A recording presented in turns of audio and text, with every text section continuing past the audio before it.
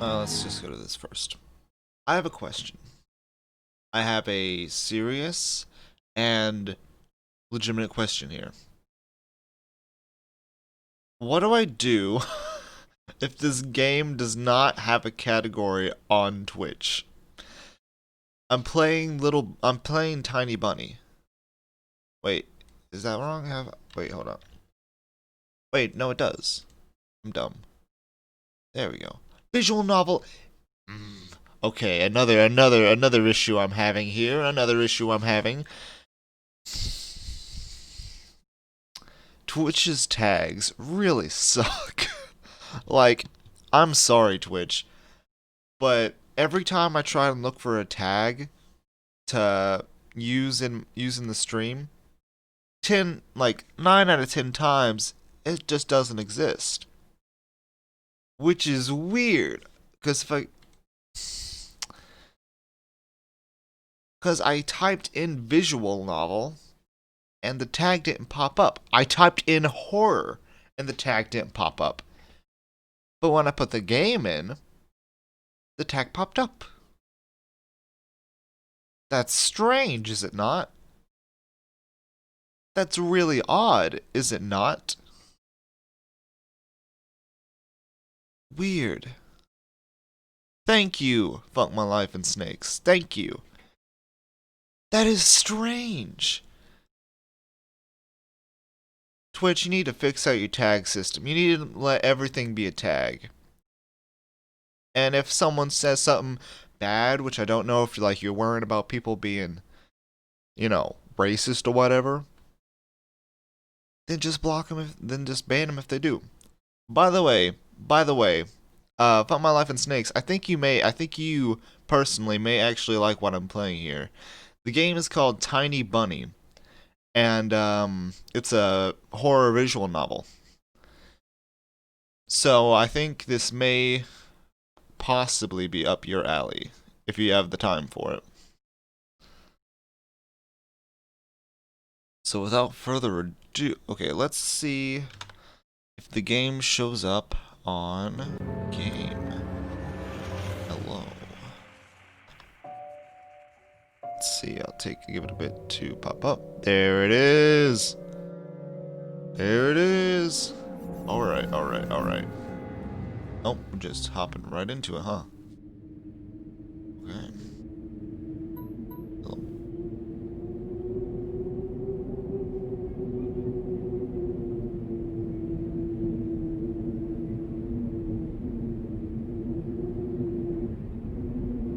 The wind claws at my window all night.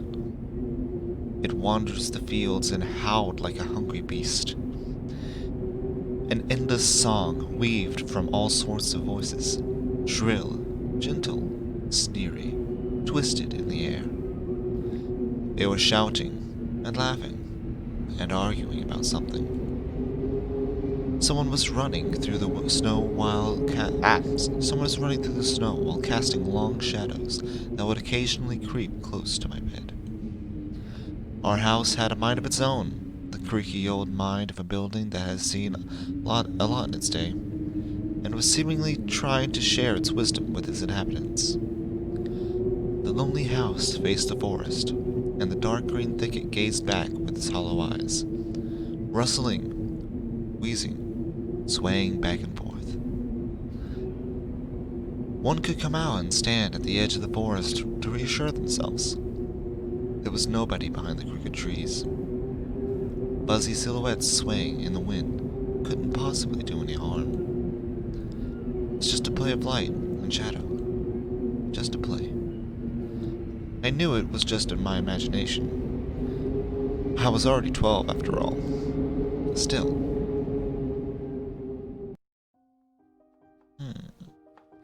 Alright, alright.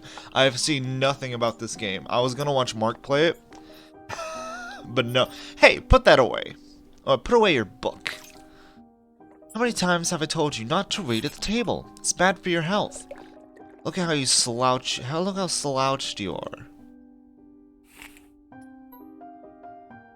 Let's see. I guess I can only hide the book.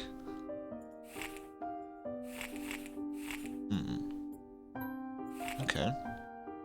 I hid the book, because Mom wants me to. I didn't protest, and put the book about Conan the Barbarian aside. Ah, my man, my man! I was stuck on a line I couldn't understand after reading it 3 times anyway. Olia had already finished her breakfast and was munching on some cookies. She was so enthusiastic she almost looked like the typical girl from commercials. You're not going anywhere until you finish all of it. I, on the other hand, was still trying to drill a hole in my plate with my eyes, as if I would make the porridge disappear. Hazy anxiousness welled up inside, all because of the previous sleepless night, the black forest around our house, and the gloomy wind. The longer I waited, the colder the lumpy white substance became. It looked like a jellyfish from the Kotsu Odyssey. Kotsu? Croissant! I love that show. I wonder how horrifying the bottom of the ocean is. Or how cold the black forest is at night. Oh! The spoon fell out of my hand. Mom showered me with a cold glare from her green eyes. Well, I don't know about that. I don't know if they look so green. Actually, is there a tint of green in there? I'm probably just seeing things. What did I just say? I'll get it. I had 10 seconds to catch my breath before battling the nasty porridge once again. I felt around for the spoon. What is this? Carved on the other side of the table? Karina. Kapna! This is a Russian game, so things are bound to be a bit, the writing is going to be in Russian, but they'll tell us what it is down here. Karina. Huh, that's my mom's name. I guess she carved it out with some pony when she was little. She sure was a rascal, damaging the furniture like that. She would scold me for a week if I did something similar, though. Should I remind her about it? No, she's been in a bad mood lately. Imagine her being my age, sitting under this table. I wonder, was Mom afraid of the dark back then? Were the sounds coming from the attic? Or the thick forest? I imagined my grandma coming into my little mom's room, sitting on the edge of her bed while Ola sleeps nowadays. Olia sleeps nowadays, saying this in her soft, smooth voice. Taiga, it is a special place, little girl. It's watching you closely, sniffing you out, trying to discern what kind of beast you are. If you're a good sort, it won't abandon you in times of trouble. I cannot do a female Russian accent. But if you're a bad apple, it'll grab you by the side and drag you onto the ground. I can do a grandma voice, though. And that would be it. Grandma was caring. She never fought with anybody. She never yelled, never swore. These were the times without the maddening screams until late at night, without smashed dishes or mutual accusations. Our parents used to love each other back then. I remember listening into one of the conversations by chance. They were talking about Grandma getting prepared for her funeral. She already bought a casket, and she called it her cute funeral box. It waited for some time in the closet, patiently. It was black, upholstered with meat, colored material on the inside. I saw it when my grandma was getting buried. The house didn't change since the time she was alive. Only all the photos were gone. Glass-covered pictures with gray faces of my ancestors. They all had a dead but watchful look in their eyes. I crawled out from under the table. Olia was done with her cookies and was looking at my share with a sly woodland critter. I turned my gaze to the frosted window. There was a lot of dark pines outside, but they didn't grab my attention. The pattern of frost formed a picture on the glass. Oh, it's a foxy! I was about to say a raccoon, but I guess that gives a bit of a acknowledgement to where I am. Olia, look, it's a fox. Where? Oh god. It looked almost like those optical illusion thingies they put in the back of student notebooks. A mixture of lines at first glance, but if you blur your vision a little bit and look at it at a certain angle, not outside, on the window. Look, there's his nose, and here's... Hey, eat up. Yes, just a moment. I don't see anything. Hurry up, there's not much left. Ah, there... Oh, there it is. Oh, but it still doesn't look like one. I'm telling you, it does. Nuh-uh. It does. Stop it. These kids, I swear. Now I couldn't see the fox either. It disappeared. Went away. Only the frosty pattern, similar to stretched out nestled leaves, kept creeping on the glass. My dad entered the kitchen with the long, measured steps. I want to have a beard like his when I grow up. Mom would ask jokingly, "Come on, shave it off, it stings." This was so long ago. Nowadays, rumbling doors and witty comeback were an everyday occurrence. Olia always covered her ears when she heard something like, "What's the point of all this?" through the walls. "It's all for your sake," Dad would reply. "For the sake of our family." I always caught every sound of it, fearing of hearing the most dreaded and deadliest words that started with a D. D-I-V-O. I don't even want to finish it.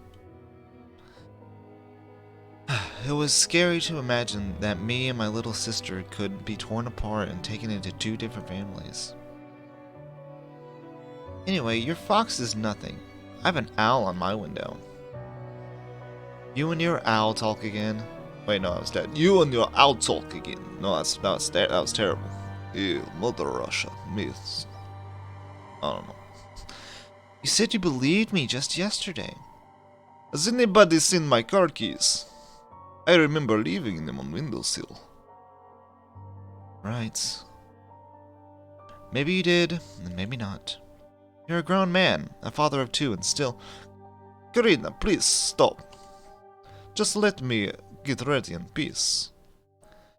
Keys are in the basket near the phone. Well, thank you very much. Anton, stop making the martyr out of yourself and finish eating already. And the owl. And the owl. There was no owl. But there was one. It had giant glowing eyes. Olia sprung from the chair and placed her hand on her little face, imitating a pair of eyes with her fingers, the size of an apple each. Last year you had the Bobby in your closet. Now it is owl? But I saw it. Olia shifted her gaze back and forth from Dad to Mom to me, but couldn't find any support. Have you thought about befriending it? You know, like feeding it with your imaginary mice. Don't bully our girl. She's just afraid to sleep alone because she's still little. Olia pouted her lips in rebellion and rushed into the hallway. The staircase that led to the second floor creaked. Mom gave Dad a strict... Oh no!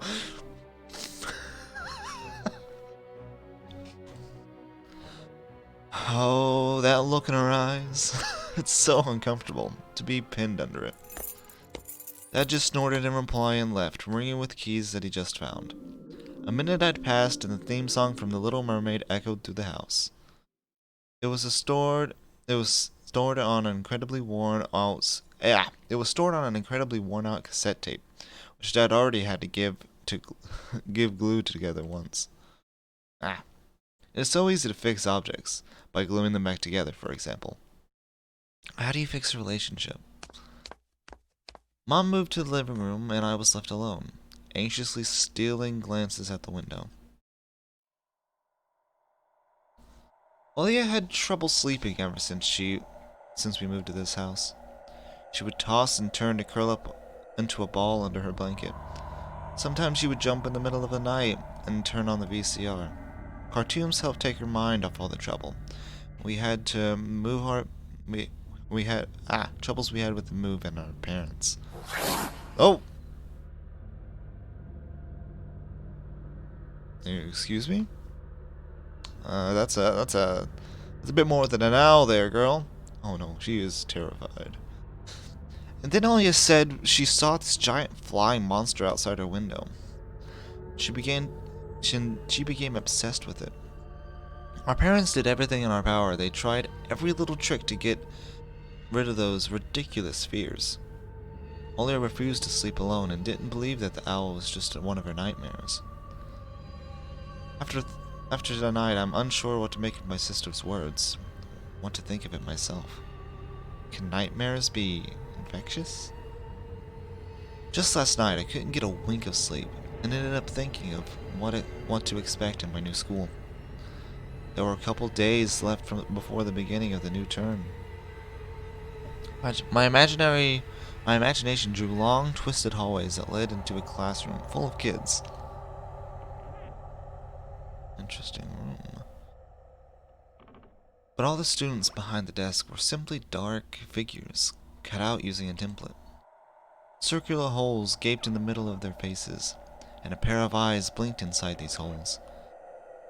It was as if some completely different creatures were looking at me from behind the flat black silhouettes. Their cruel glares, filled with icy sneers, made me shiver from head to toe. Will I survive here? Won't they gang up on me and beat me down, stomp on me with their bloodied shoes? The damn school can burn for all I care. I just wished for anything to happen to it. Doesn't really matter what. I don't want to go there that badly. I didn't want to see people who were just itching to smack me on the head, trip me up, think of a new offensive name for me, worse than my previous one. I feel like the glasses I wore made me an outsider, or some sort of monster. My gaze slid across the drawing hanging on the walls. Couldn't consider myself a great artist, but Olga begged me to hang him. Drawing was the only thing that made me happy as of late. A small circle of friends also had enjoyed my paintings. They promised to call me from time to time.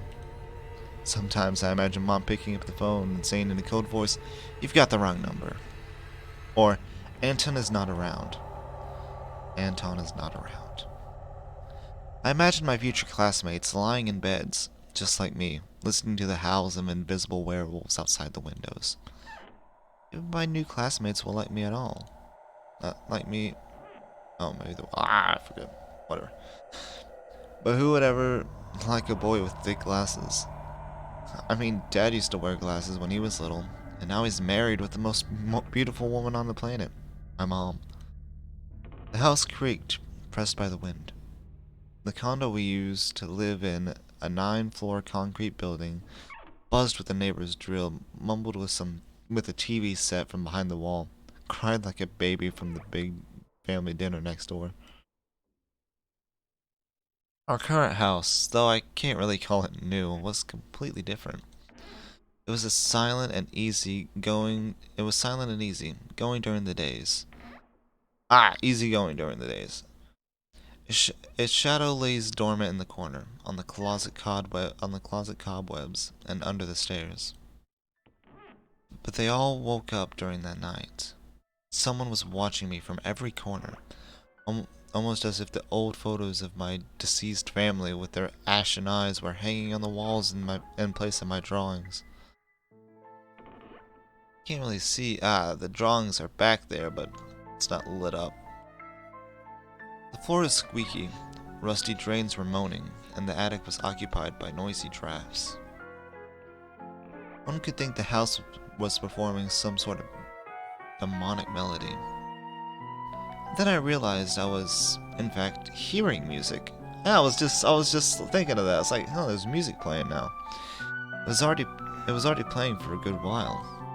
Somewhere at the edge of my perception, I could hear a flute. Yeah, like a flute and a piano, playing whatever. It mixed with the sound of the wind, with the creaking old house. My thoughts, too. I stood up and rushed to the window. I wanted to reassure myself that this music was nothing more than a product of my imagination. It's not like someone is playing it there, amidst a cold, snowy night, right?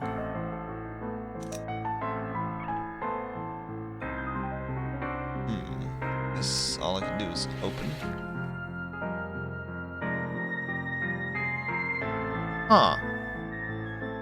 Animals are dancing in the field. Someone was dancing in the field. Black silhouettes I could barely make out, with the dark forest as their backdrop.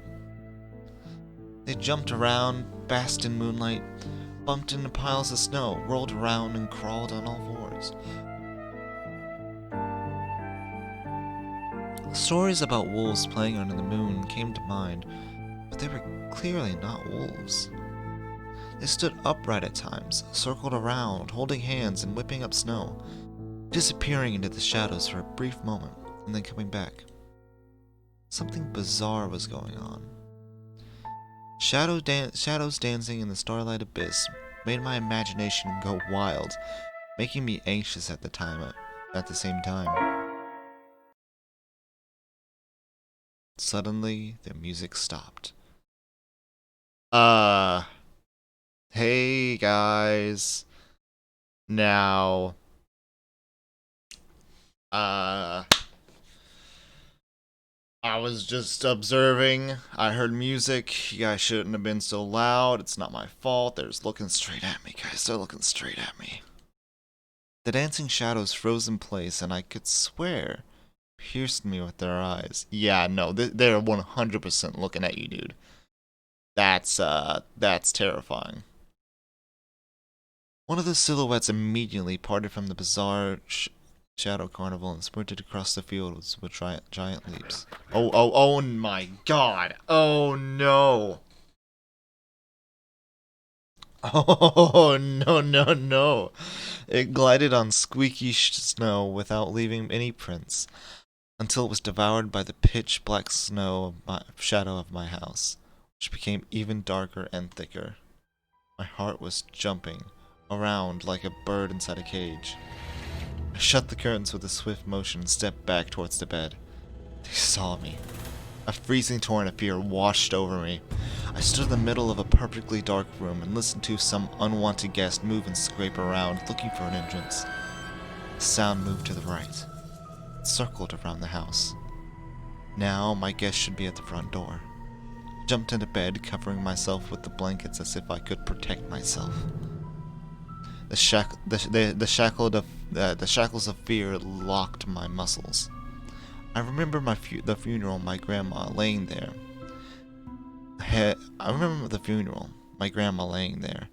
Hands crossed on her chest, her facial features sharp like that of a tin doll. Ants running up and down the legs of chairs that held my grandma's casket. I imagined those little creatures climbing up on her head and pulling her eyelids with their tiny legs. Then her wrinkled eyeballs would once again move inside the sockets that she'd be able to see her grandchildren.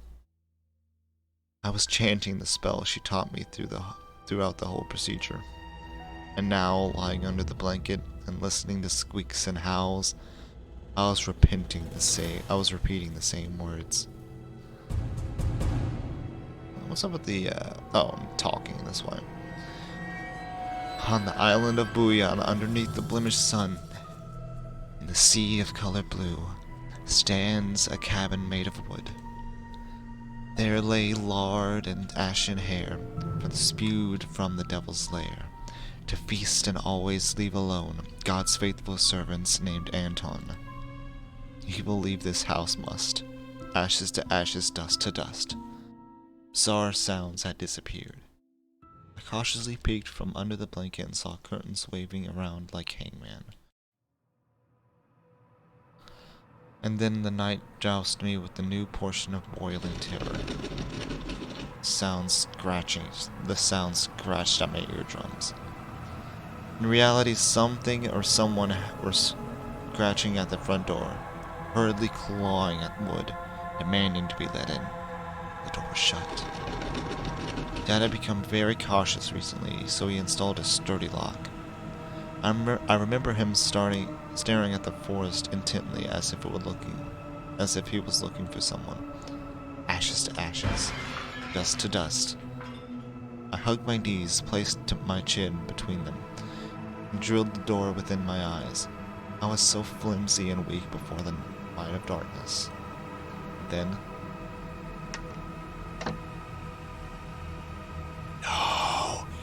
No. That's not an arm, that's a doorknob, but I don't care. That's the handle of the door. But it's moving. Moving handles is not nice. I don't like this. I don't like this at all. Oh no. And then it turned halfway. Once, twice. As if the person who tried to enter had no hands. The doorknob tilted once more. Then...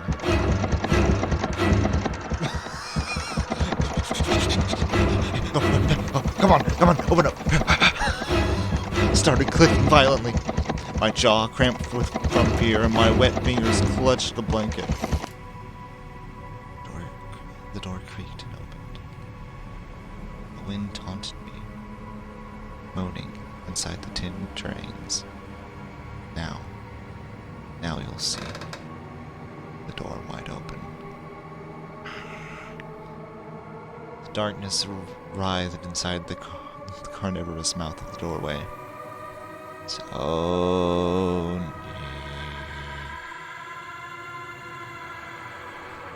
It was as if the night itself was calling out to me, flapping its black wings and squeaking with rust hinges.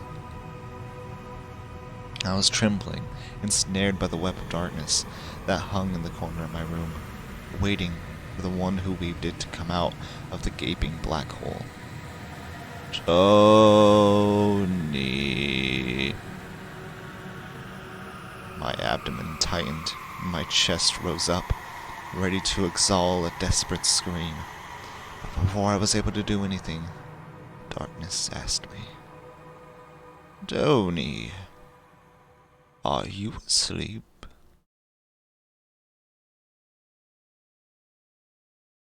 My sister's pale face protruded from the thick shadows. I almost screamed with relief. Olia, I'm not sleeping. Did something happen? Olia frowned and struck her lower lip, a clear sign that she wanted to cry. It's there again, staring at me. Shoo her away, Tony, please. I'm so scared. The fear that was tormenting me just a moment ago crawled away and hid somewhere in my stomach. I needed to calm Olia down. It was a dream, silly. Don't be scared. Dreams don't bite. No one's going to harm you. Olia sobbed. She was trying her best to believe me. Or was I sure myself? I have an idea. Let's go to your room and watch the video, Sleeping Beauty, for example. You like that cartoon, don't you? Why does a Sleeping Beauty have a prince, and I have this scary bird? That question took me by surprise. Alright, let's watch Cinderella. My thoughts became tangled, fuzzy. What was that?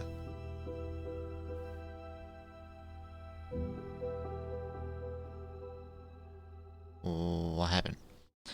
What studied me with its eyes while dancing feverishly in the moon? Oh, okay, that. The darkness was clinging to the window, and I couldn't be fooled by my grandma's old chant. Couldn't be satisfied with the feast of lard and a long ashen hair. Tony, you coming? Yes, just a moment.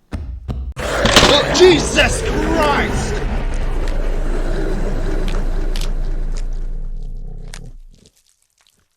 Oh my God! No!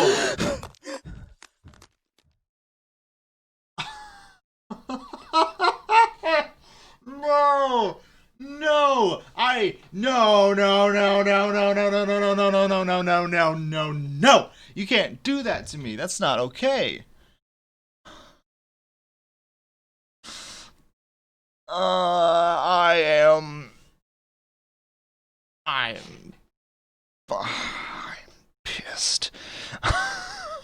I am so upset at this game now. Oh my god.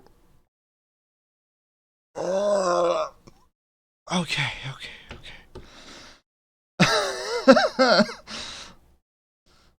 Oh, that's not what I want. Because that is the worst thing. That is like the scariest thing that these jump scares can be for me anyway.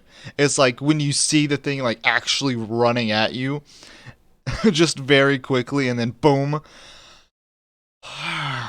God, my heart. And that set up the mood so good. I am in love with this game now. Also, I hate it so much.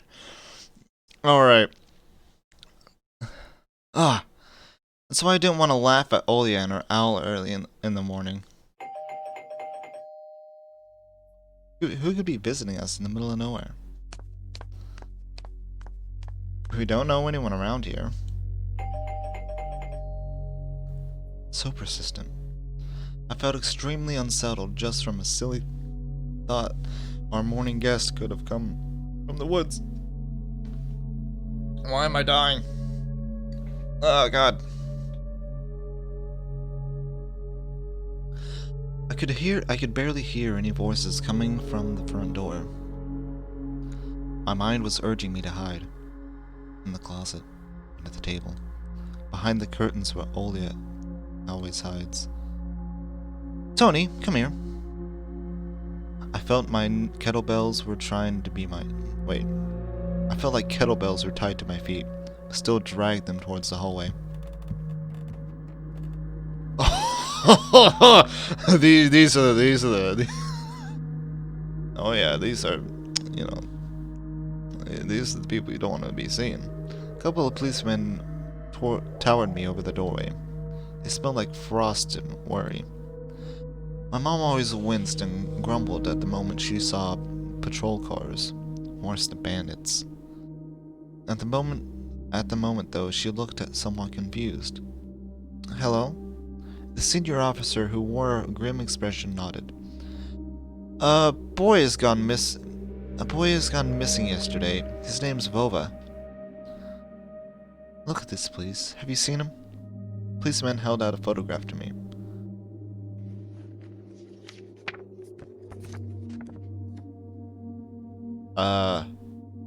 Personally? No. That's not the fox, is it? I don't think so. No, the fox looked like a raccoon. That does not look like a raccoon with the big old baggy eyes. So I think we're good on there. I think we're good on that front. There was a ginger boy around the age of an elementary school, pictured with a wall carpet as a backdrop. He has a striped cat in his hands, and he wore a wide smile. No, I haven't. Are you sure? Look closely. Where would I see him? I don't know anyone around here. I barely leave the house. Well, maybe you've seen him from the window. That's right. Your window looks straight at the forest, don't they? Ah! Yeah. No, I haven't seen anything. I see. He sounded tired, but his eyes... his stare, long and heavy, was full of suspicion. I squirmed unwittingly under the weight of guilt, which had a giant shadow cast over me. The policeman finally tore his eyes from me and glanced over the hallway, the stairway, and the cracks in the ceiling, which I haven't noticed before for some reason. How do you like your new place, by the way? Getting used to it? Bit by bit. It's just our little daughter is missing. Misses the city a lot. Misses the city, huh? Have the locals been treating you well? Yes, everything is alright. Thank you. The policeman pierced through me with one more time with his gray eyes. My head started spinning. Can I help you somehow? I asked that in a shaky voice to look like a polite boy and to end the unpleasant conversation sooner. No, now I think that is about it.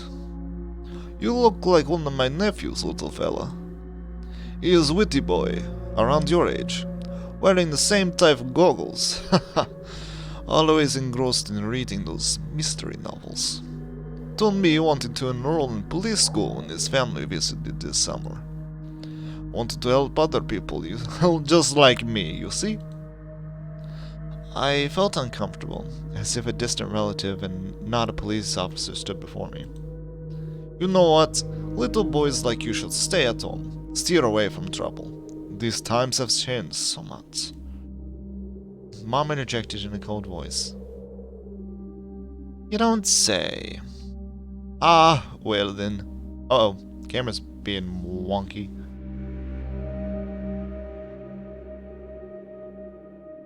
Why is it doing that? Good lord. Is he gonna stop? What grade are you in, Tony boy? Hold up, I gotta... let's see here. How do I... Okay.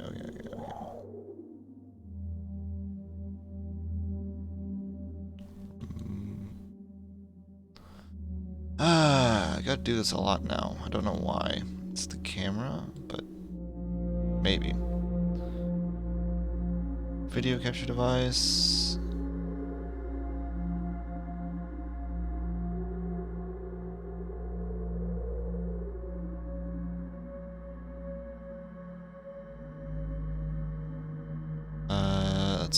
Let's see. Remove. Yes. Studio mode. Base. Move. Yes.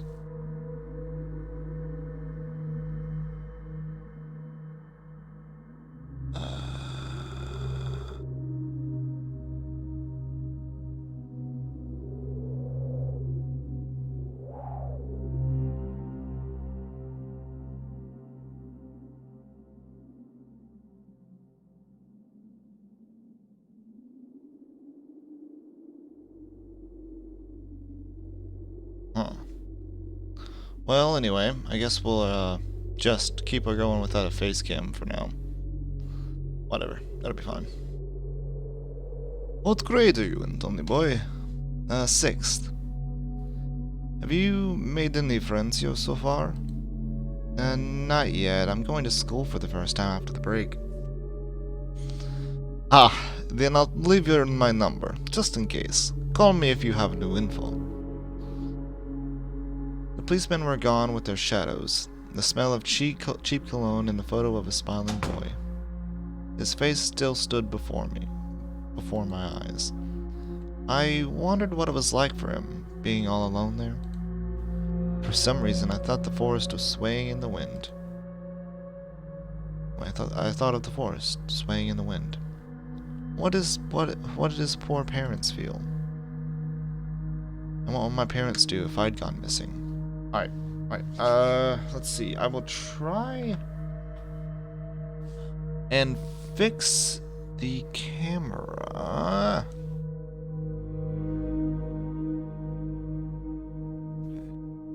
Well, there. Oh my god. Okay. It is just being weird lately. Flip horizontal. Boom. Boom.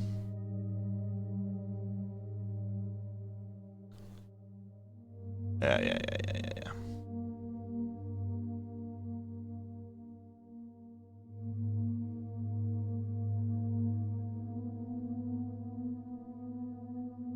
No, it's just messing up again.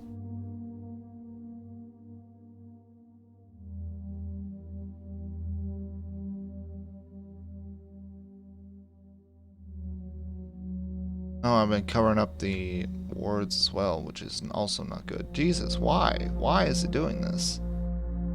Well, I guess I'll just get rid of it. Remove.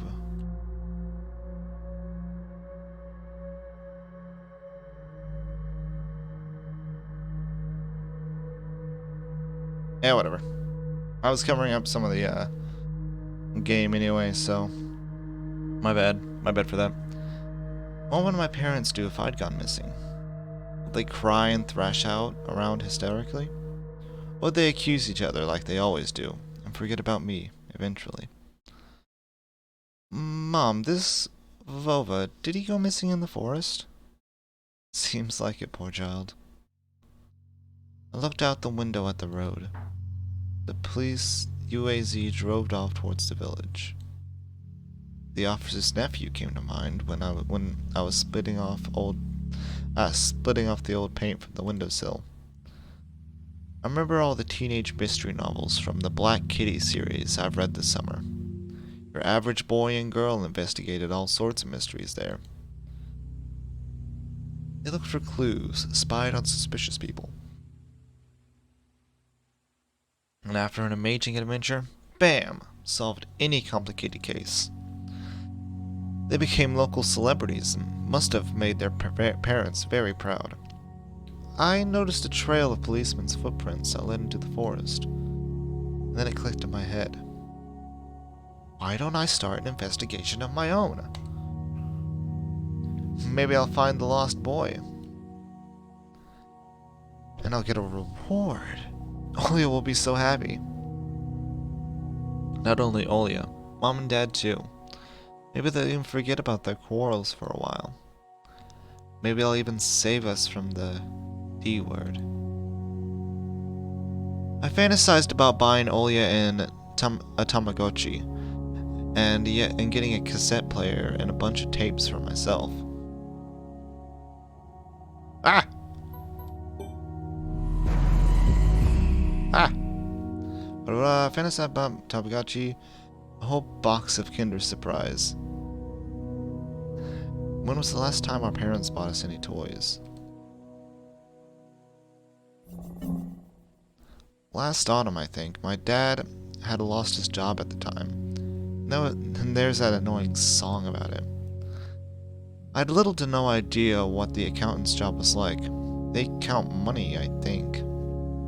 Neighbors used to envy us. Nowadays, Mom and Dad barely had enough money to afford sweets, and Dad would always divide a single chocolate bar between me and Olya.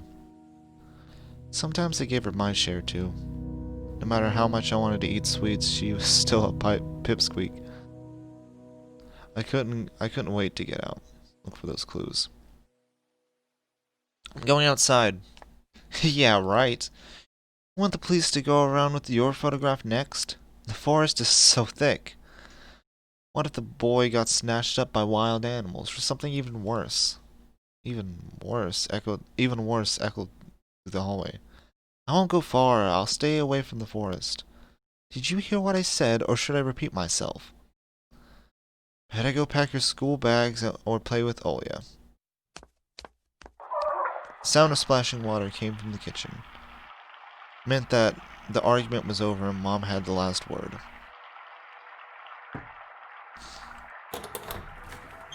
The dark, stuffy closet. Mom says it smells like mice, but how would she know their smell?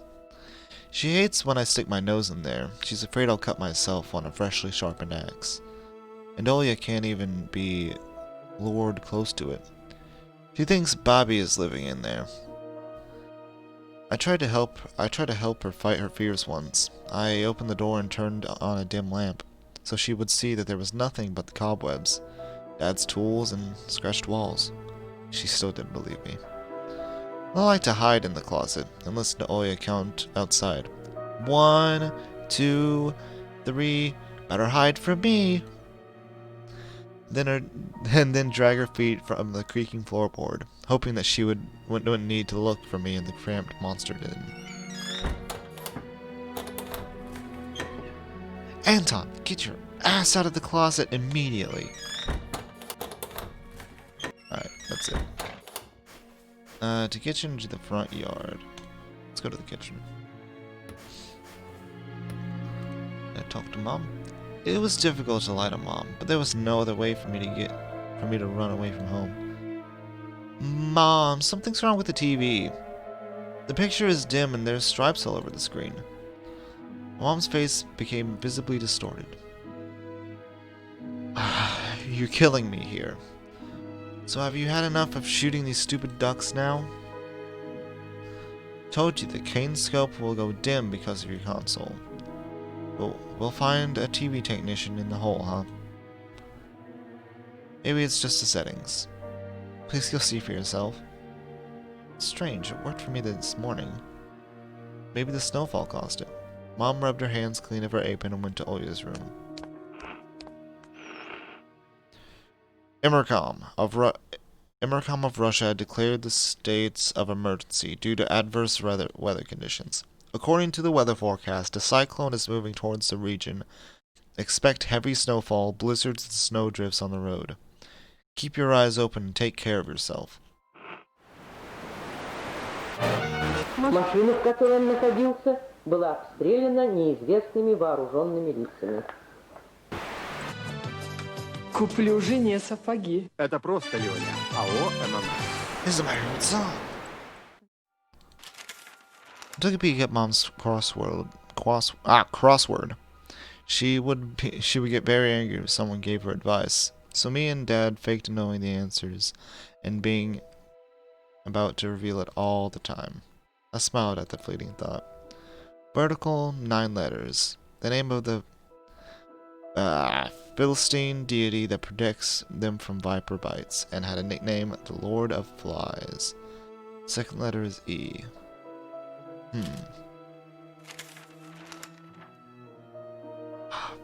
I don't know. The Philistine deity. Viper bites, Lord of Flies. No, I don't. Like the book? No. Раз, два, прилети собака. Useful connections. Senior Lieutenant Turkov. Turkanov. Understand, Vladimich. Tel number 20337. Good to know, I guess. Grandma kept ice cream for me and Olya there, but now I could only see meat bits for soup and clumped together pelimi. I grew to hate them already. Wait, what is it then? Meat bits and bag pelimi. Yep. Nope. There's gotta be something in here. Lemon? What's this? Could I have some pickles or whatever that is? Nothing.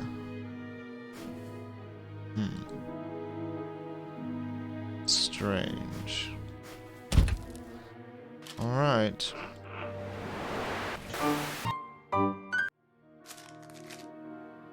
The decrepit and stain-covered calendar was once my favorite form of entertainment in Grandma's house. I remember waking up and running to the kitchen so I could tear off yesterday's leaf first thing in the morning, as if the coming day would get lost in the taiga forest without my help. One day closer to New Year's, one day closer to Grandma's funeral. I haven't touched this calendar for years now, since the time they started writing dark and spooky death chants, only made me gloomy instead of funny proverbs and superstitions, to be exact. I grabbed a dusty calendar leaf with caution and tore it off effortlessly. Sadly, the spooky description from my childhood was still there. 7 horses carry the log. If 7 can't carry, bring the 8th from a ferry. They will take it away and never come back. This is the fate of the log the log cannot escape. Crumpled the gray leaf and threw it into the waste bin, hoping to get rid of some anxiousness that had washed over me. It was spreading inside me, like an ink stain or blotted paper. Mom's peg top, a family relic. My mom played with it when she was little, then she gifted it to me. Olya was in the succession line. The toy belonged to her now. She stared at the dancing spittle as if it could show her something, and the fairy tale or maybe even the future. Now even my little sister was a bit too old for the old squeaky peg top.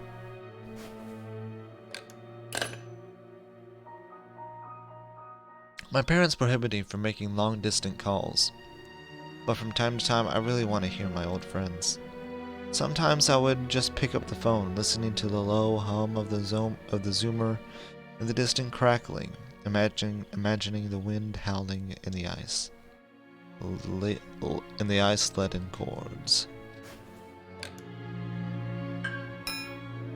The cross had seen so many people come and go in this house. It was as black as it absorbed all human sin from the long years it was hanging under the ceiling. After Grandma died, Mom was going to take it off and hang a horseshoe in its place as a lucky charm.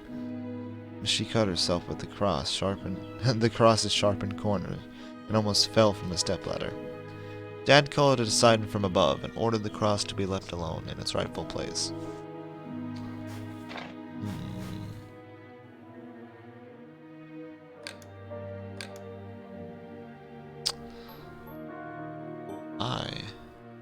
Oh, okay.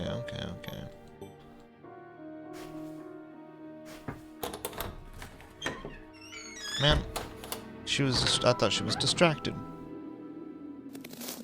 I opened the front gates and went into the field, carefully so Mom wouldn't see me from the window. When I crossed half of the distance towards the forest, the snow piles became as high as my knees. I remembered my nightly fears. I saw those silhouettes around here. They were jumping around, holding hands.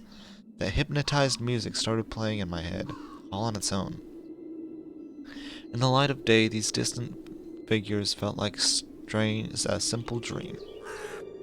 The sun turned my nightmares to ash, but afterwards they were still there. Distant ringing in my ears, distorted shadows, crawling on the snow alongside me. And a barely audible whisper in my head, blurry and almost kind. Everything was silent. So silent it felt like the world was totally empty. No ground, no sky, no parents, no Olya.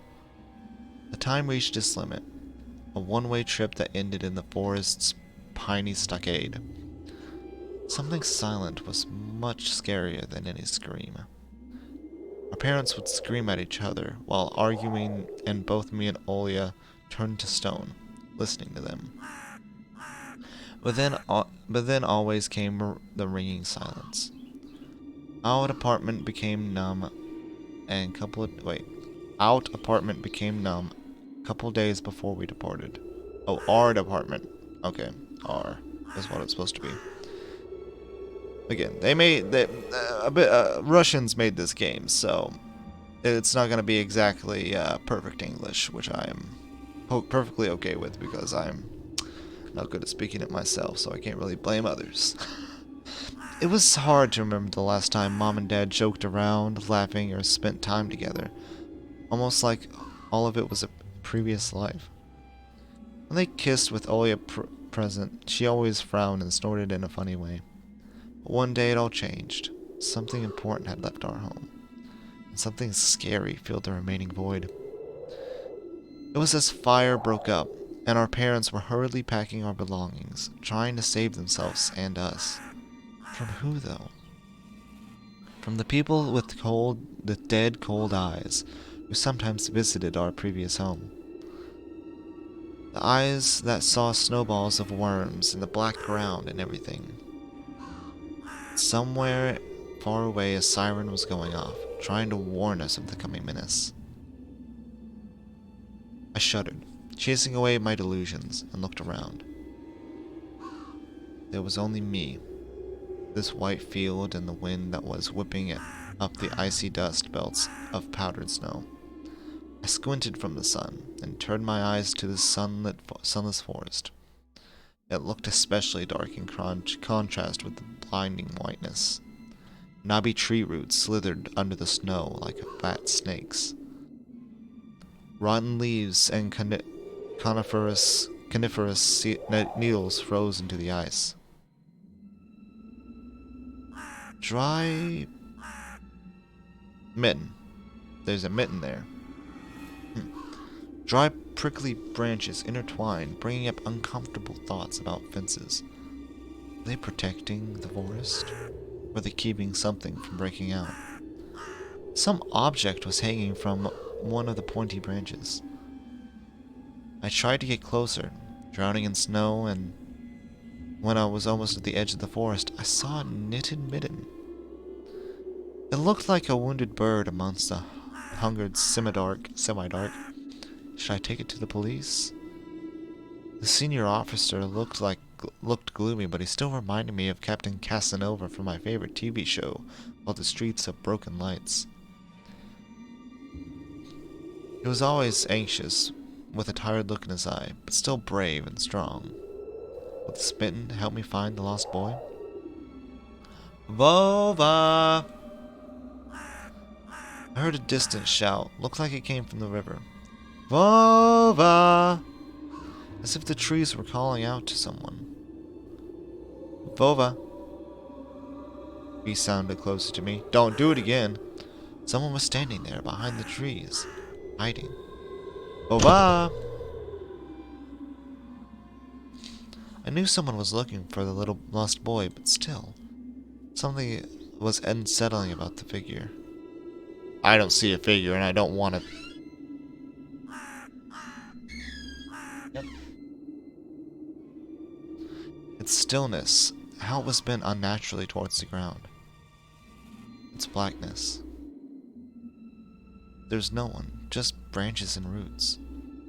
It's all just my imagination. A nearby bird flapped its wings loudly. Oh, Jesus Christ, you can't do that to me.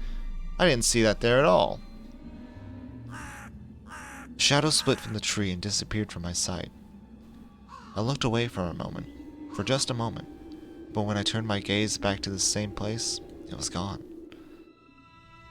So it was my imagination after all. Silence resigned from a painfully long time.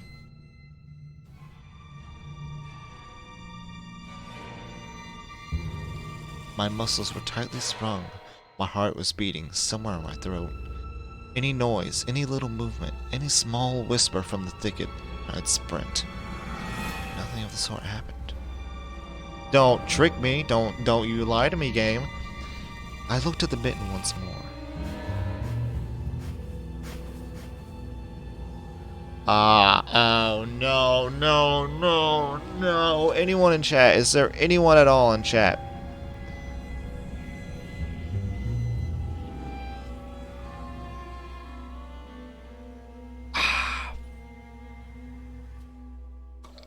Oh no. Oh no. Okay. While this decision is being made, my camera has been off for a little bit. So it should be okay for me to put this in here. Okay.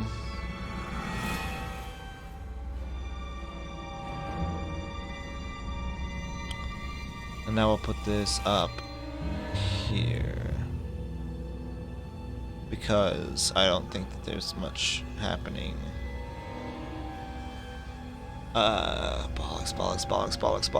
Bollocks. Okay, we have my face back, but for how long is the question? Until my game decides to hate me again. Well, my camera decides to just freak out again for some reason. Oh no.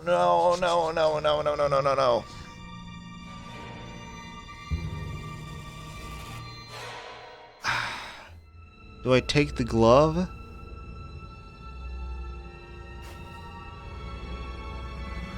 I can say that I saw the glove, but that won't be proof.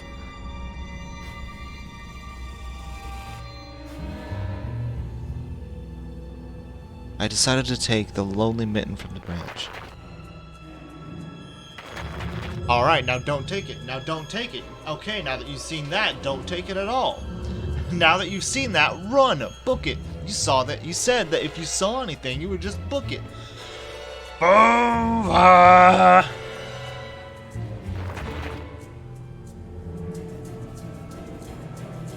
A shout rumbled across the field and dissolved into the distance. No echo, no hope for a reply. God dang it. Didn't budge. I pulled hard and the branch cracked and the mint tore off. Laying my hands was a squishy sound. All too heavy. Wet. I squeezed it without thinking and some dark spilled out of it, forming a tiny string between the mitten and the snow. Steam rose from the snowy pile.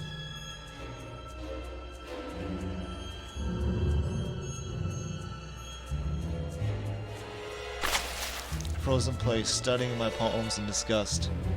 Red. The sound of cracking branches invaded the silence.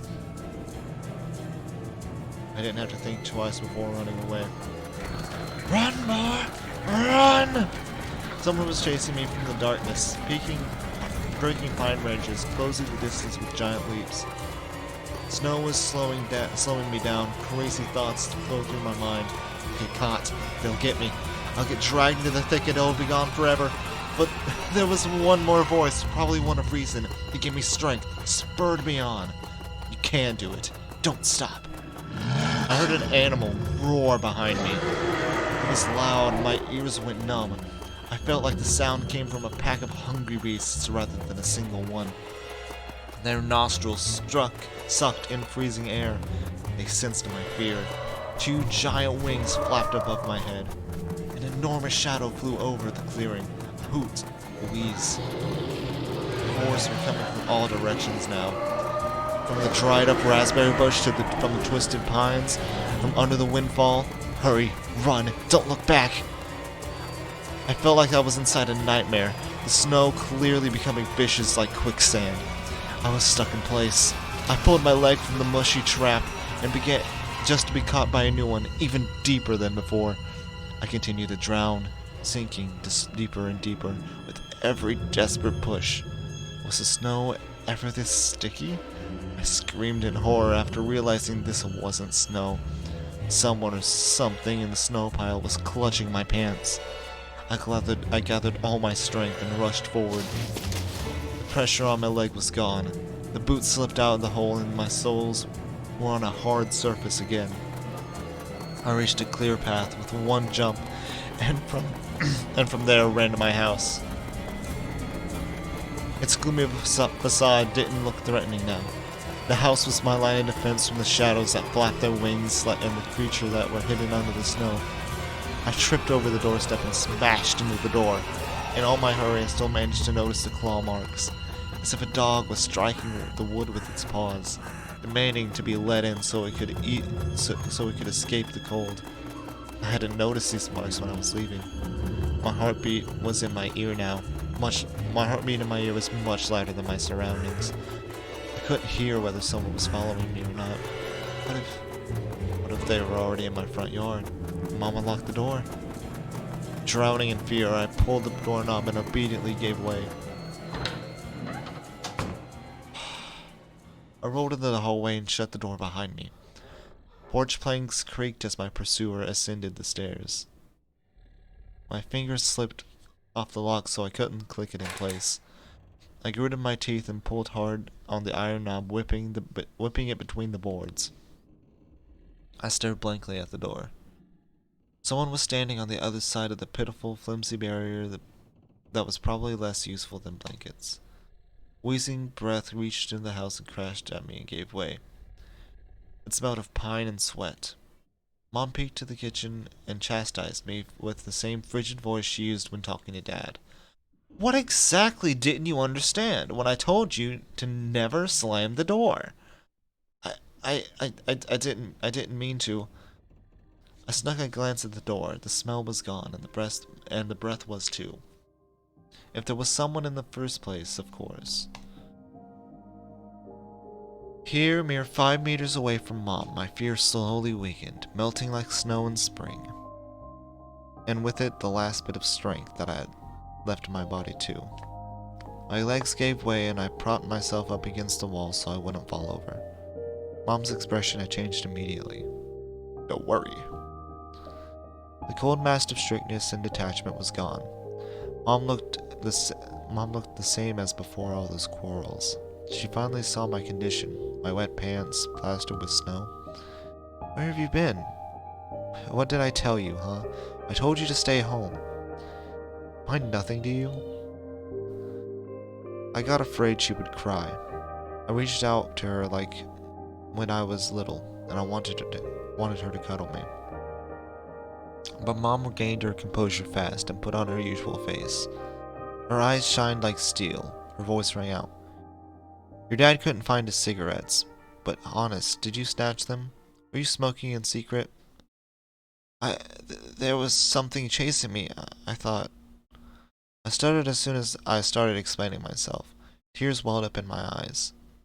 Mom leaned towards me and sniffed my clothes like a beast, searching for the smell of tobacco. And she squinted her eyes in suspicion and looked into the front yard.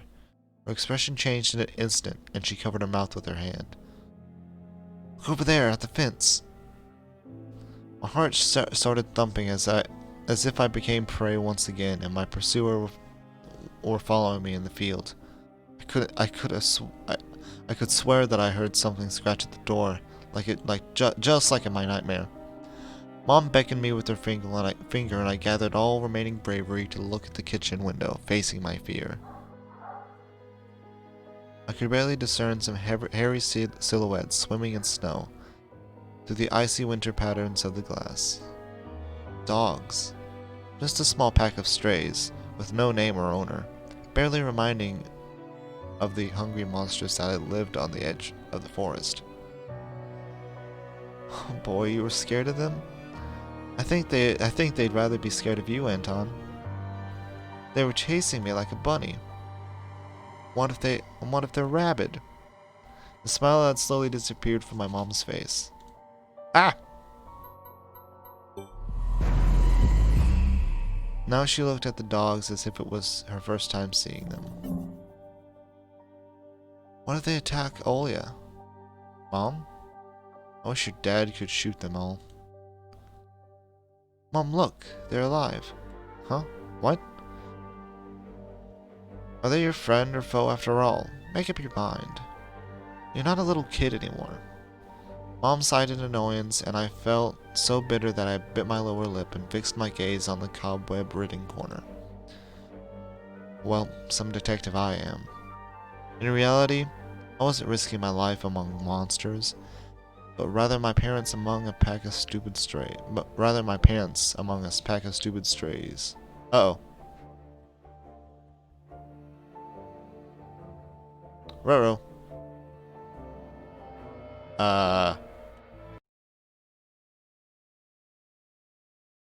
Ruh-roh. Game crashed. Let's see if I can just open it again. Yeah, let's see. Again, it's not doing what I want it to do. Oh, probably because I'm, it doesn't matter. I'll just keep it like this. It'll be fine. Tiny bunny. Open that back up again. Oops. Ooh.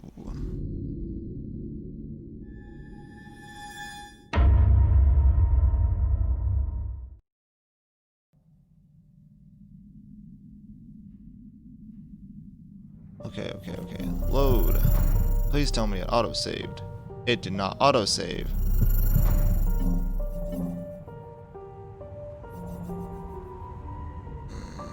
Okay.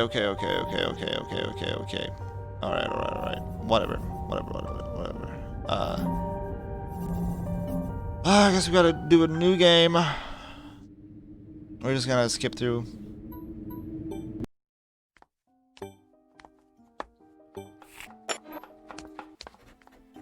Blah blah. Yes, scary. Boom. And now it's just gonna jump out at me. Oh my god, no, stop it. Okay, yeah, whatever.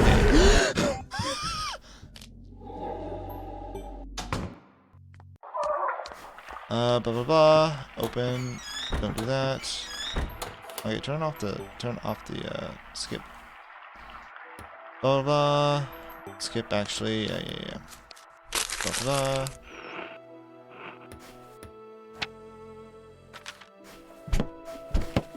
Alright, doing everything I did before, make sure I get all the knowledge. Alright.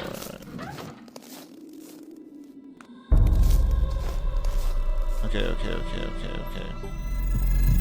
Save.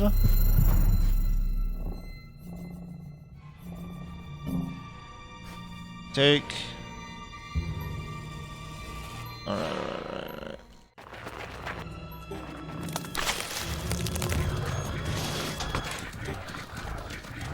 Nothing to you, blah blah blah.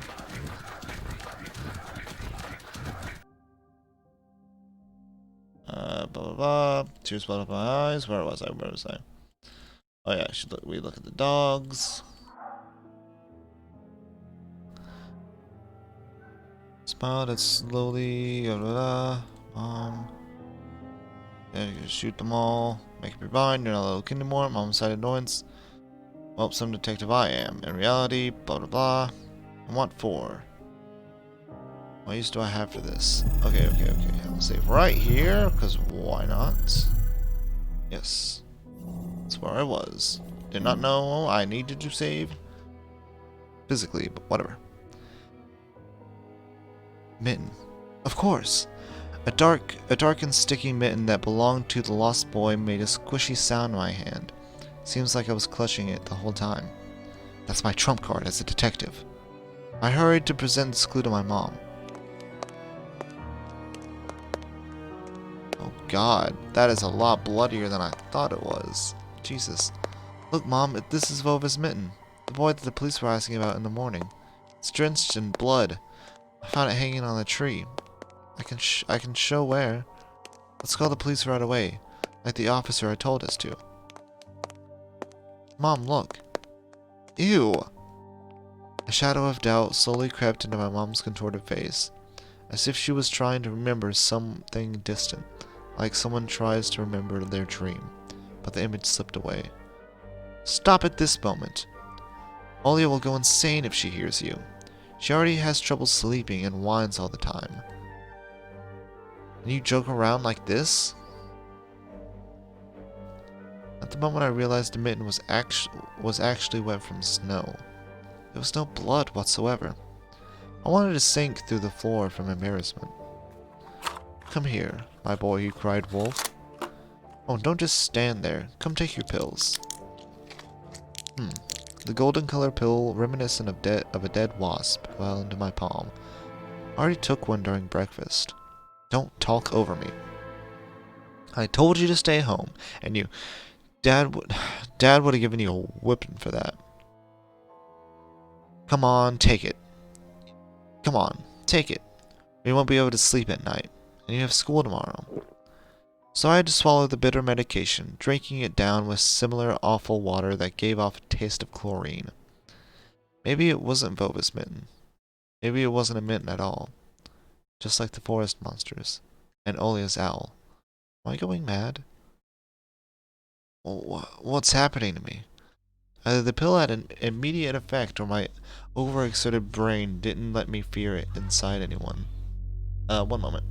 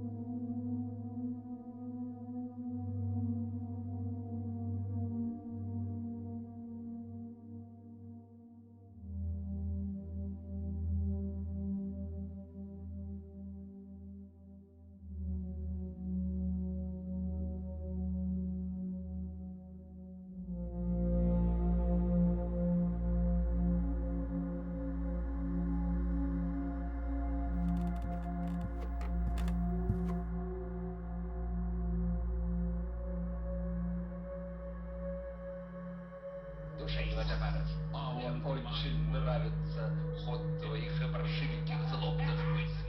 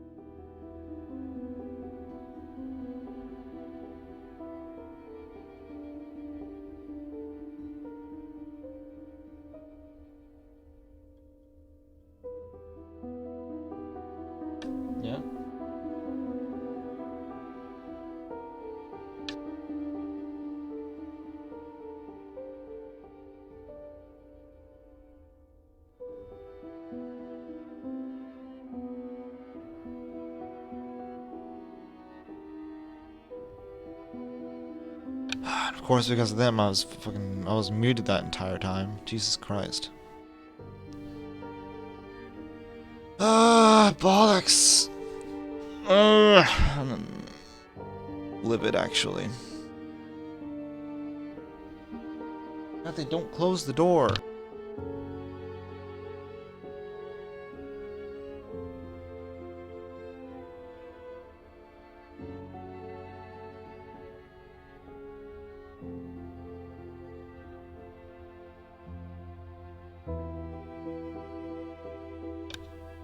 Ah, bollocks. I don't know what to do now.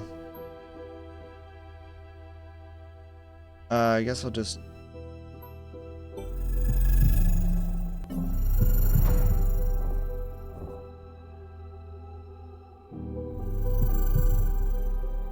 Yeah. Blah, blah, blah, blah, blah. I think I...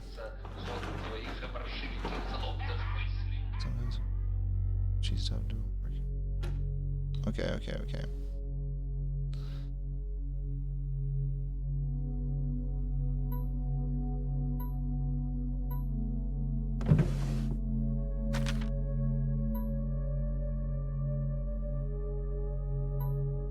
The simple action drained the last bit of strength from me. I sat on the bed.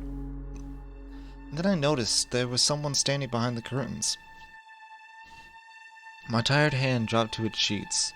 Whether it was due to medication I took or stress I underwent, the room began to contort, as if the wind was blowing from the walls like a pair of sails.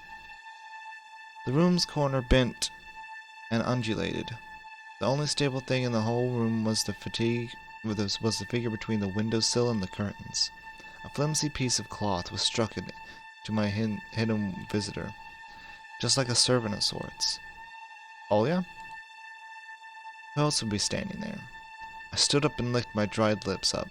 Yeah, Olya, it's not funny. The silhouette was unmoving. It was enveloped softly by the curtains, as if there was a thick layer of darkness there. Not a human being. I reached towards the curtains. But beat my heart, controlled by medication. The wind sang in the fields with a chorus of voices. For a second, I wanted to return to bed, just lie down and watch the person behind the curtains, knowing full well they were looking back at me. They're looking without blinking, waiting for me to fall asleep. Plastic rings rustled against the holder when I pulled the curtains. Gotcha! I knew it was you from the beginning.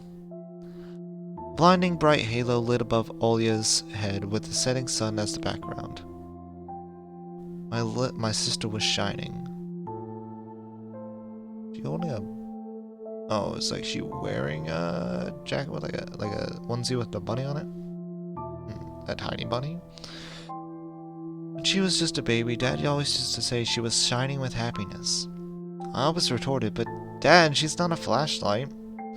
But I brought her to the window one day, and the sunlight poured over her smiling face. I felt like I was holding a child woven from light. I saw everything. Oh, really? What did you hide? She was just like my mom when she was little, before she'd put on the sad mask of tiredness and switched to her commanding tone of voice. It's nothing, just... Olya ran up to the table and her eyes round and asked, "You stole something and hid it there. Are you a thief?" No, don't be stupid. I didn't steal anything. A clear image came to mind. That mitten, hanging from a tree branch. And there was something there. There was something like at that part. In the woods. What if I did steal it? What if I did steal it after all? From the forest, from the tangled figure, standing behind the black trees. Olya could be selfish and stubborn when she wanted. Then show me. Swear that you won't tell anyone? Then I'll show you. Olya wore a plotting smile. I swear on Mom's heart. I know she heard from one of those movies about the pioneers we watched. Oops. Don't say things like that. Olya nodded and made a gesture with her hand, locking her mouth with an imaginary key. She was filled with curiosity that was splashing with her giant eyes. I opened the drawer and Olya leaned in, holding her breath. It looked like there was not just a simple mitten, but some sort of exotic critter. Is that someone's mitten? She said that as if she couldn't understand what she was saying. A certain boy lost it and lost himself. Now you do understand how dangerous it is for kids to wander in the forest, right? It must really be cold out there. Will they find him? They will. The police are going to house, showing his photo to everybody. Olya traversed to the room with care and pressed her tiny palms against the window. And why are they going to houses and not the forest? Are they scared? The question caught me off guard. The police aren't scared of anything. Yeah, right, flashed in my clouded mind. Did they even check every nook and cranny where darkness, cold, and whispers of icy branches dwelled? If that's the case, how did they miss the mitten? Or did it appear later, for me? I changed the topic, as if trying to get Olya as far away as possible from the forest thicket. We may get a reward if I go and find this boy by myself. And a lot of stuff, like in Field of Wonders. Sounds cool, right? Olya wasn't listening to me. She was piercing the forest with incredibly adult eyes, uncharacteristic for her. What if the owl gets him? Nonsense, and I won't be able to lift a human. But you know what?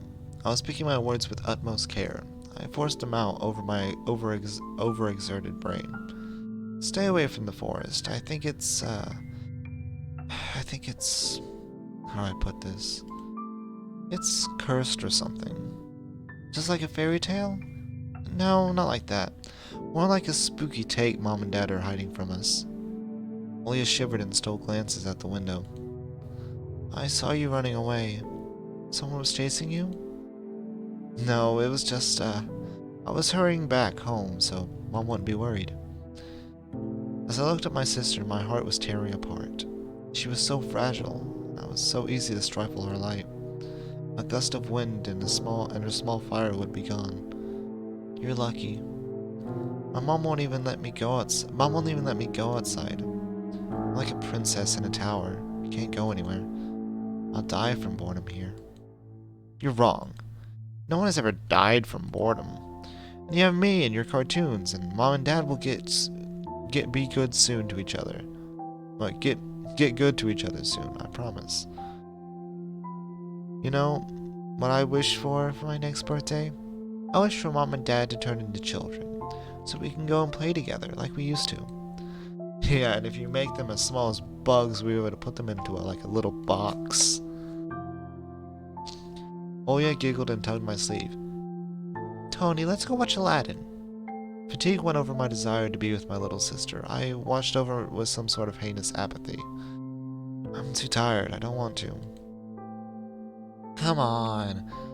It's so boring alone, and Mom is always busy. We can pick a cartoon you haven't seen before. I know all the tapes at heart at this point. Not all of them. You haven't watched Peter Pan. I remember how you fell asleep in the middle of it? And so much happened after that. Let's go. Maybe a little later. Should I tell you how it ends? Let's leave that for tomorrow. I won't tell you tomorrow. I know, let's play hide and seek. No, Olya. Draw me a dino. Olya, please. Draw it. Will you just leave me alone already? I blurted it out without thinking, and then I was immediately taken aback. I'd never screamed at my little sister like that. Olya stared at me in shock. Her lips started trembling, a precursor to tears. My chest was seething with disgust and embarrassment. What happened to me? I've hurried to prevent Olya from crying. Alright, you win. Let's go watch cartoons for a bit. I don't wanna. I came up to her and put my hands on her soft head. Let's go. Let's go watch Peter Pan. Boo, you'll fall asleep again. I smiled and lifted her chin, and her eyes were wet and felt bottomless. I promise I won't. I'll draw you a full Triceratops later. Hooray! Triceratops. Well, close enough. Olia rubbed her eyes with her sleeve of her pajamas, and a smiling shy smile returned to her face. I'll go ask Mom for some condensed milk and bread, and you rewind the tape. The bread is fresh. The bread is fresh. Just how you like it. Alright, let's be careful not to spill the milk. Or you'll be yelled at again. Wanna bet I won't spill it? The tape is somewhere in the nightstand. Look for it. Olia disappeared in the doorway and I dragged my feet into the neighboring room.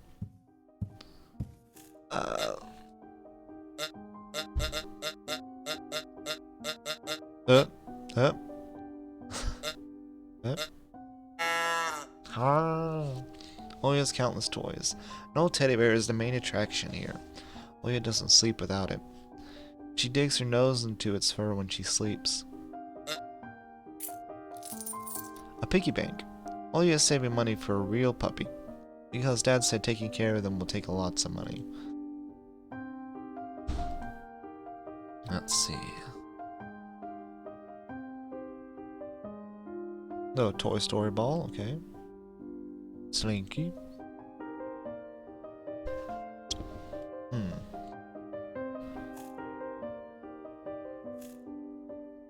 Nothing really much to click on. I mean, I was missing this.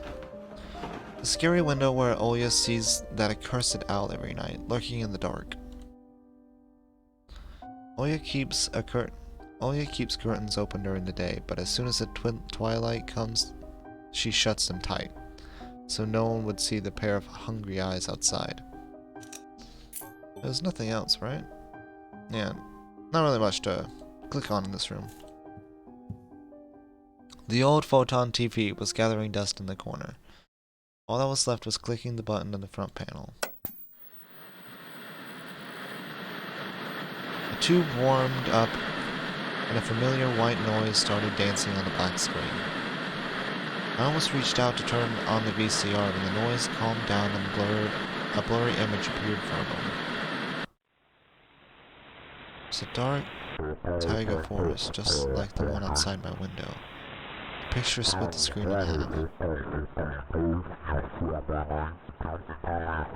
Something creepily resembling human speech was coming out of the speaker. Just a few moments later, the scenery again was overshadowed by snow. Did I catch some rogue signal? Local TV station only really showed Soviet cartoons, and even that was pretty rare. And only just recently I used to always watch Robotech before school. It was so awesome. Maybe I should tinker with the antenna. What if I catch this channel again? On the other hand, Olia had asked me to find the tape. It wouldn't be nice to disappoint her. But in my sleepy state, I don't have the strength for all of it.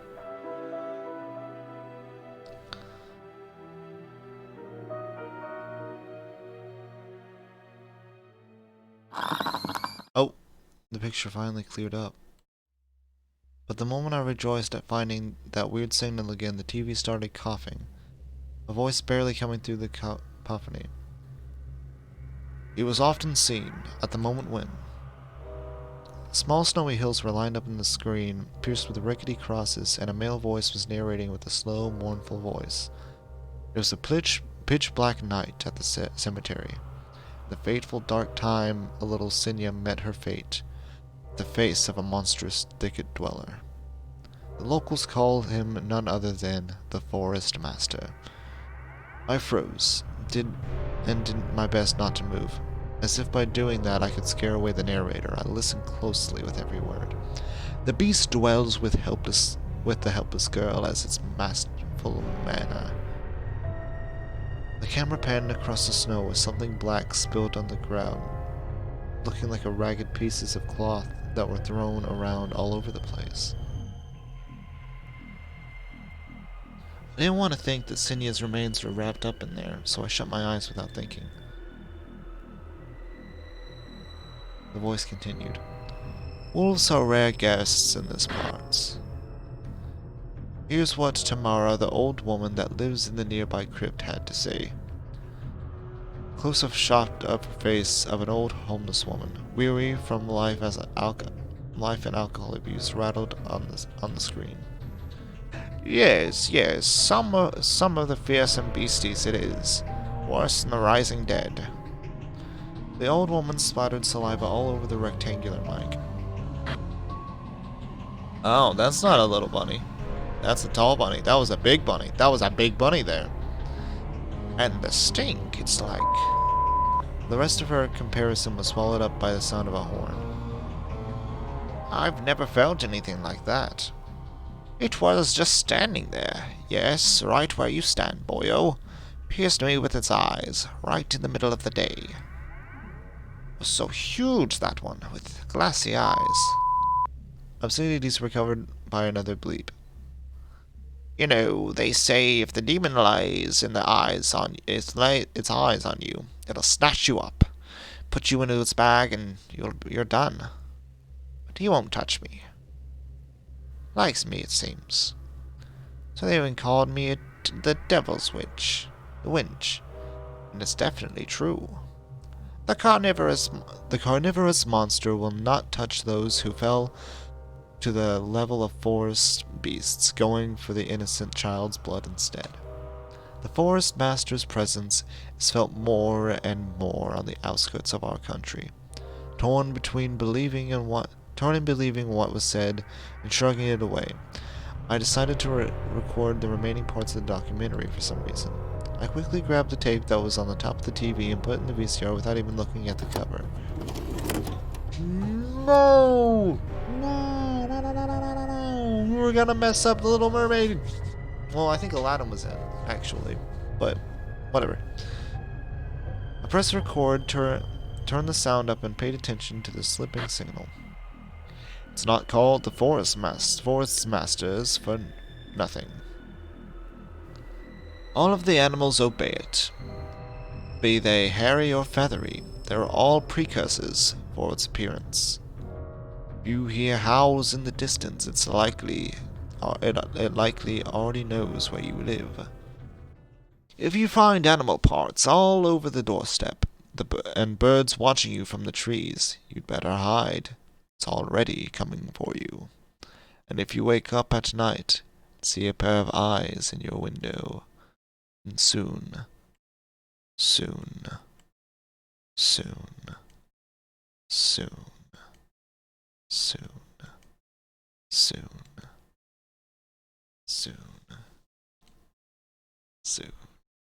I don't like this. Ah! I knew it. Ah! That's not a bunny, that's a goat. The TV suddenly went mad and looped the last words over and over, piercing my ears. Oh god.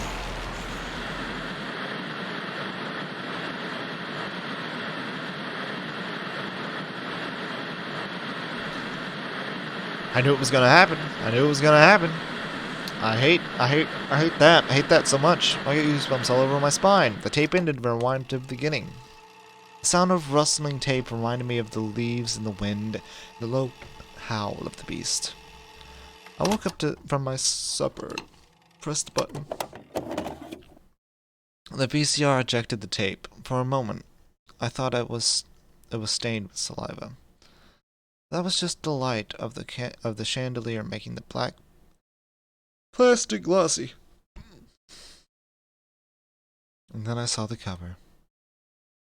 Oops. I recorded it over Peter Pan. That's what I get for hurrying. It was bad enough that I ruined Olya's cartoon, but I also put a creepy stuff all over it. You can't let her see this. We'll drown in the tears. I snuck a glance at the door. I could hear some clattering glass and squeaky floorboards. Olya appeared in the doorway. You haven't started without me, have you? My sister brought a tray of the unevenly cut bread and a whole can of condensed milk. No? I was looking for the tape. Do you really want to watch Peter Pan? I do.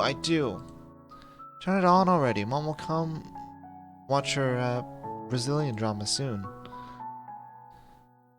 Come on, think, fake detective. I don't like Peter Pan. Maybe we should watch The Little Mermaid instead. I've already seen it so many times. You promised me. She's so stubborn. I know, let's watch a couple of Teenage Mutant Ninja Turtle episodes first. Deal? Oya frowned but ultimately gave up. She put down the tray and crossed her hands on her chest. If you want it so much... Can you open the milk can? I'm afraid I'll cut myself with the sharp edges.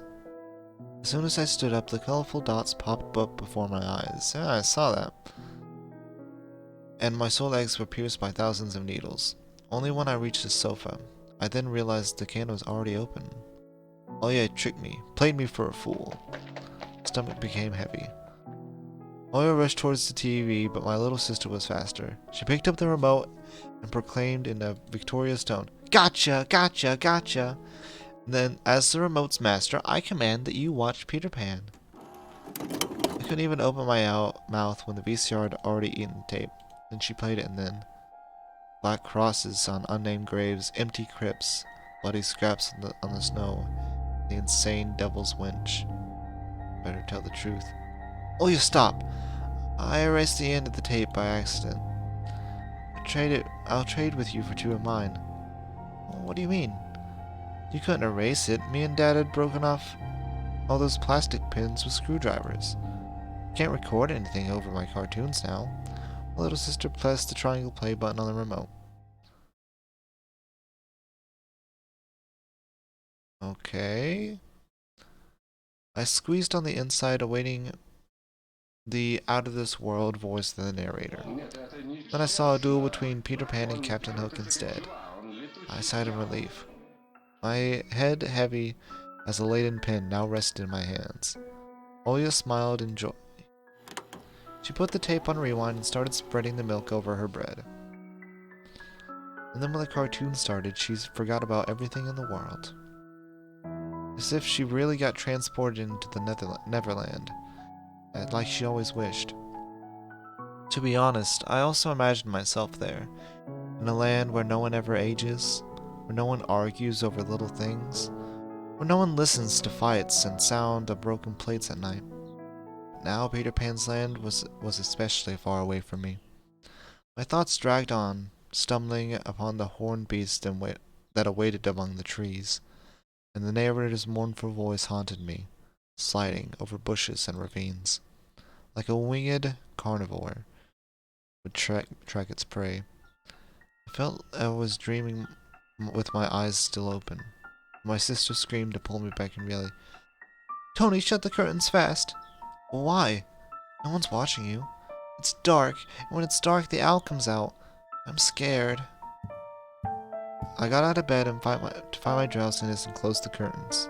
I did my best not to look outside, towards the treetops, towards the taiga forest which seemingly drew closer and closer. Of course, there was just a visual effect from the shadow's branches scraping the snow. "Tony, Mom thinks I made up the owl. And Dad too. Thinks I'm a liar since I'm small. But the owl exists. Honestly it does. You do believe me, right? That it comes every night and I swiftly grab Oya's hand and look her in the eyes. I was trying to transfer at least some of my courage and determination. But did I really have those qualities? "Yes, I believe you, alright. Just don't nag our parents about it anymore. They're already dealing with a lot, so they'll just get mad at you. Come and tell me if that happens. And don't look out your window." "But it wants me to look." "Doesn't matter. Act like it doesn't exist. It never existed. Like it's made up, just like Mom and Dad say. They get tired of waiting and fly away." Oh, we can hope. It was madness, but after everything that happened recently, I was more and more inclined to believe that Oya's owl existed.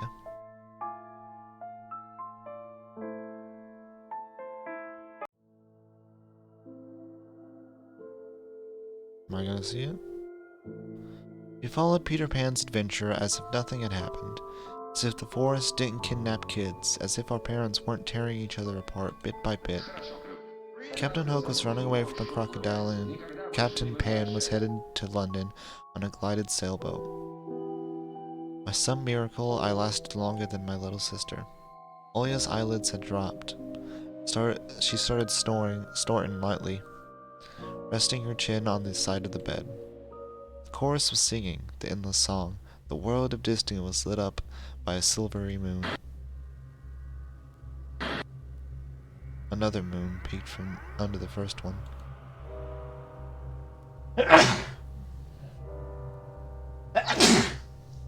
Ah, bollocks.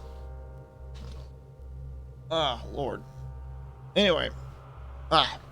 Scary and Wan, hanging over the taiga forest. A horrific reports had gotten recorded over the credit. My throat went dry. My pulse became faster. I looked towards Olia. She smacked her lips in her sleep. I squeezed the remote with all my might, ready to press stop at any moment. I rewound the recording, checked if it was intact, then carefully took out the tape. The protective pin was still in place. I stood up and left Olia's room. Whether it was by providence or by curse, I hid the tape alongside the mitten and at the exact moment Mom peeked in my room. Enough playing around. It's your first day at school tomorrow. Go to bed. You should sleep properly. I don't want you to be teased for being sleepy, right? Adults think everything is so simple. As if sound sleep would ensure my classmates would like me. I covered myself with blankets up to my neck. I listened to the house's humming, to something invisible rustling in the corner. My inner voice had a question for me. Do I want to hear that mysterious flute again? Yes or no? Maybe it's a part of growing up, and I can't fully understand my own desires. Forest wailed behind the barriers that was back on my wall. Some ethereal entity wandered in the field. Branches shook as if calling for me. The winds howled and on the night. My parents thought we're like annoying flies that entered my head before becoming weak and tangled. I didn't notice how I fell into slumber.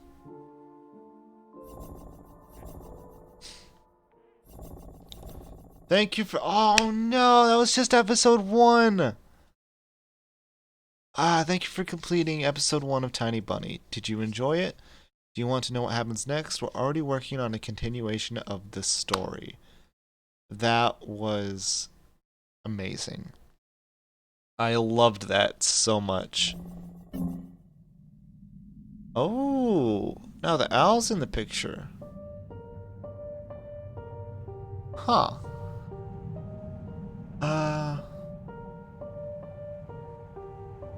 Well, I guess I'll end it there. Fascinating. Fascinating, indeed. I didn't see any tiny bunny though. I guess they'll come up later. I think the forest master was had like horns. It looked like, not bunny ears, but I could be mistaken. Now the owl's in the picture. I love that. The owl wasn't in the picture before, and now it is. That's so cool. Yeah, no wonder. No wonder. This is like a really highly rated game on Steam. That's awesome. Hold on. Let's look at Steam. How?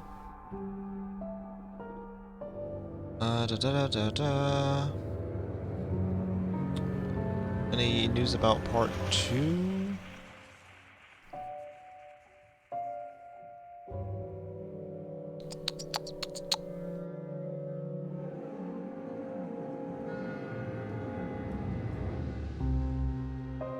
I will definitely be playing this when episode 2 comes out. I don't see any information on it though. That is so immensely cool. I loved that. Hold on. Let's just do this. Add. Not that. Game. Boop. Copy. Paste. Paste. Boom. Transition. Okay. That was very interesting. I actually enjoyed that thoroughly. Yeah, when part 2 comes up, I will definitely be on that. So I need to keep an eye on that whenever that comes out. That game came out in March? The game came out in March. And so part 2 shouldn't be too far off the rocker. I don't know. It depends on how quick the development cycle is going. But that was the first episode of A Tiny Bunny. And my goodness, that was fun. I definitely got a good clip out of it, that's for sure. Man. That was, I did not expect the jump scare at like when the little girl was there, when Olia was like came into my room asking if I was awake. Man, that because I saw that Mark posted this game, and I was like, well, that's a pretty nice title. That's pretty interesting. And then I stop and I'm like, wait, I could play this on my channel. And then I looked at it, it was free, and I was like, I could definitely play this on my Twitch channel. I'm like, huh, interesting. So I'm, getting better at not watching everything and spoiling myself on everything. And this was really fun. This is the first time I've ever played something like a visual novel or anything like that. And I'm definitely going to be putting like the edited being I'm going to cut out the middle part where I was muted. And yeah, I'm just going to cut out the part where I was muted, which is my term of editing until I have like Adobe Premiere or whatever. But yeah. I honestly, that was awesome. That was really fun. So I'm gonna end the stream now. I hope everyone that came by enjoyed. I know FML and Snakes came by for a little bit at the beginning there, and that was fun. I feel like this would be a pretty interesting thing to watch for her, but hey, it is what it is. I'm glad everybody came by, whoever did, and I hope everyone has a good day. I will see you guys later, so bye.